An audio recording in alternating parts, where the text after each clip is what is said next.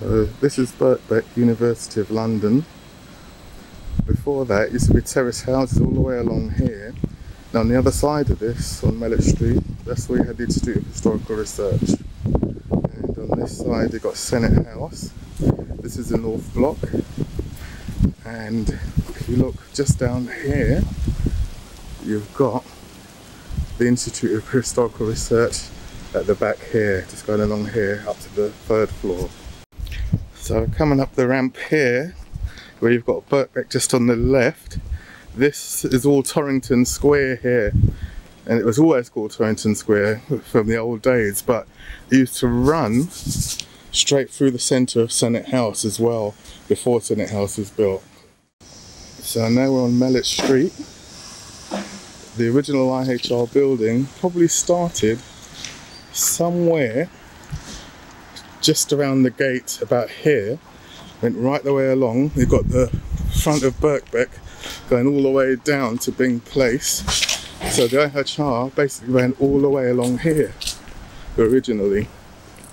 So it's quite a long building, as you can see, and so is Birkbeck actually, to be honest. And further down you've got the Student Union building, but all of this was the original IHR, and beyond this building we had all the terrace houses behind it as well. So this is Senate House. It's quite a tall building, as you can see, and to my right this is the Institute of Historical Research. This is where it's housed now.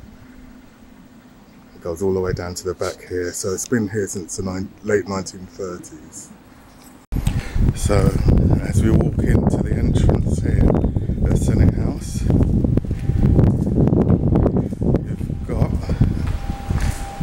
the main reception just through here, and this is the entrance to the Institute of Historical Research. So let's open up.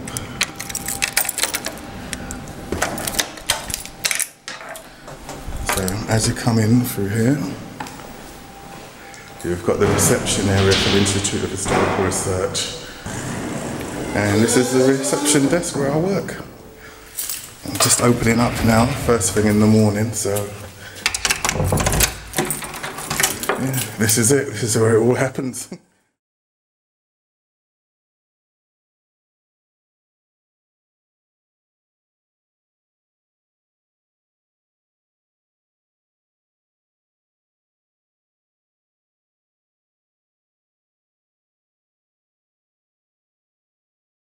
I'm going to have a go at making a model of the Institute of Historical Research.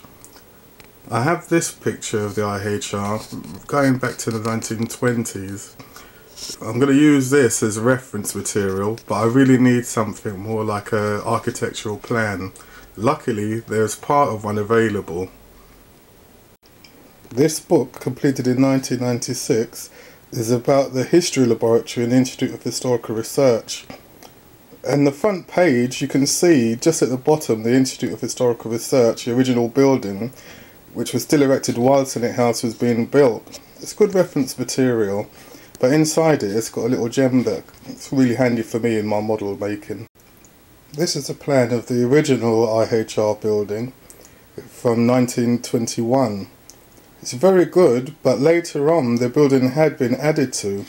So I needed another picture with the extensions on it, and it also has it in the same book. This is a picture of the IHR with the extensions. This extension here was for the American History Room. Also there's a slight extension here. This one is for the Caretaker's Lodge. It's slightly extended, and also there's an addition of a bindery here. The bindery was a separate hut to the IHR, but it's also part of the model, so I thought I'd add it in. The materials I'm using to make the model is sheet styrene. It's 1mm thick, and it's A4 sheets. Basically it's the same materials that you use to make Airfix models, so you can use Airfix glue to stick it. The type of glue I'm using is going to be called liquid poly. This is the stuff here. It's better than the tube glue because it's a bit thick and it leaves strings and it can discolour over time. So this stuff is better and it dries a lot quicker as well.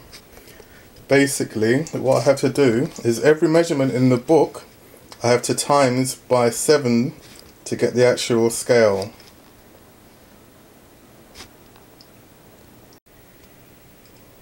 I'm going to make the model of the IHR 7 times the size of this model here in the image. Just at the bottom left of the image, it's got the scale of the IHR. So basically, when you scale it all up, the model that I'm going to be finished with, it's going to be 7 times the size of this model. It's going to be 41 times smaller than the real IHR building. So it's going to be 1:41 scale. So once I've measured each part on here, I then transfer it over to here onto the sheet styrene, and then I'm going to cut it out. Because it's only 1mm thick, it's quite flexible, so it's easy to work with, and I have to cut out all the windows as well. But when I add the supporting struts, it'll give it strength and it'll make it about 2mm thick. So it'll be a lot better once it's done, and it'll be able to stick together much better as well. This is the first section I've made of the Institute of Historical Research model. As you can see, this is the first part of the building, including the entrance. That's the first stage. I'm now working on the middle section. Here's one section. This is of the centre and the back of the IHR drawn out. You can see I did all the lines inside. That's where all the strips of the support beams are going to be glued onto. The shaded parts of the windows I'm going to have to cut out. So this is another section ready to glue on. First of all, I'm going to have to chamfer the edges, both sides, then I'm going to stick them on. Then I'm going to use these pieces here. They're kind of L-shaped. I don't know if you can see it clearly, if it will focus, but it's like an L-shaped beam. Basically, put one on the inside, one on the outside of the corner, and it glues quite solid. This is the part I've just made. I've chamfered the two corners, making a kind of a mitre joint for them to sit together. I've cut my corner pieces, the L pieces. One's going to go on the inside and one's going to go on the outside. They're going to glue together and it should be quite solid by then. So I'm going to go for that now. Now that it's stuck together, I can move on to the next section. You can see how the struts fit, one on this side and one on this side in the corner. So it almost looks exactly like the real IHR with the beams go in the corner. So job done. I've got all my strips cut out now, so I can use them for the supporting struts that go along here on the model and along here as well. It's all marked out, so it's just following the guidelines and just cutting each strip to fit in between basically, and laying them across as well. Got two different sizes. The wider ones are about 4mm, they're for the struts that go across, and these ones are 3mm, these are the uprights, so they go diagonally, well sorry, diagonally, they go straight up. This plastic sheet shows the roof tiles. Basically I couldn't find any roof tiles that had this pattern on it for the scale models, so I had to make my own up.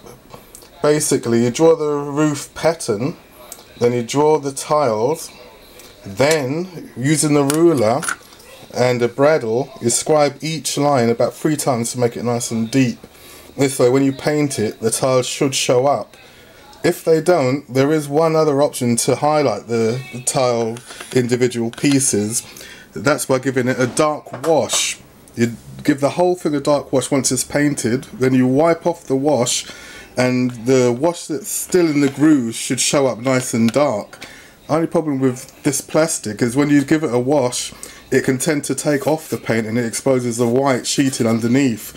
So for this it's not an option. The only other option is maybe to go through each individual line with a fine dark pencil that will highlight them, but I'm hoping that these will be deep enough to show up once they're painted anyway. So then once I cut it out, I then fold it over, put the angles on the inside, and then put a little web in between just to give it extra strength. I'll show you that later on. So now you can see I've got the two parts of the roof section made. You can't see it too clearly, but on the inside there's a bevel on either edge. When you turn it over, you can see the roof tile pattern, and I've put sellotape right the way across to hold it together. So what I'm going to do now, I'm going to run the glue right along this beveled edge in the middle, and then there's 2 strips of glue along here. Then I'm going to glue these, 2 of these. These are the little supports that go in the middle with the correct angle. Then I'm going to fold it in and then hold it till it dries.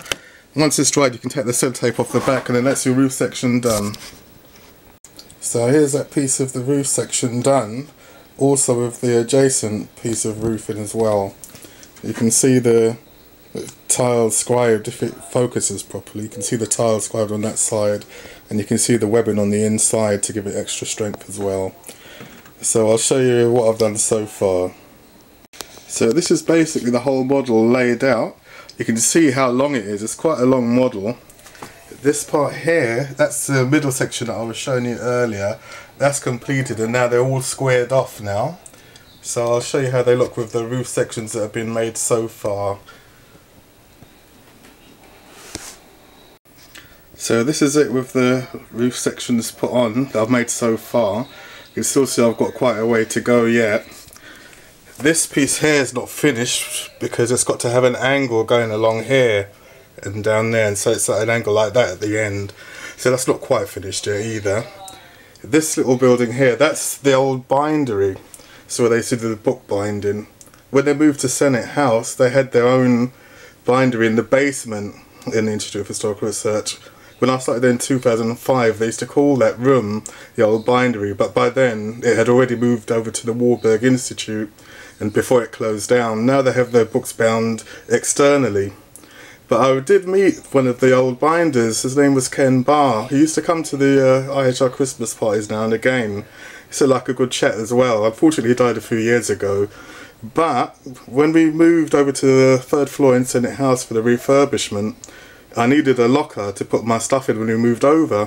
Found an old locker on the 3rd floor with the key in it, and it was covered in ink inside. I had to give it a good old wash down, but I found there was a sticker on the side of it and it said Ken Barr, so it was his locker. Still got it now. It's quite a good sized locker, so thanks Ken. So this is the model as it is so far. All the bits have been completed now, so I'm just going to be starting on the paint soon. But this is just a quick run through of the whole model.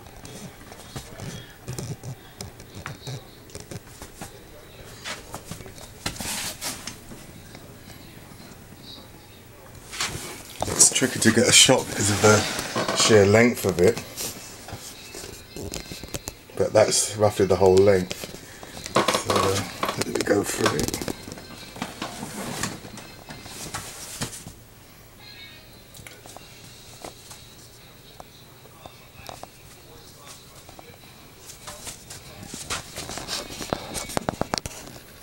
And the fence also I finished just a couple of days ago as well.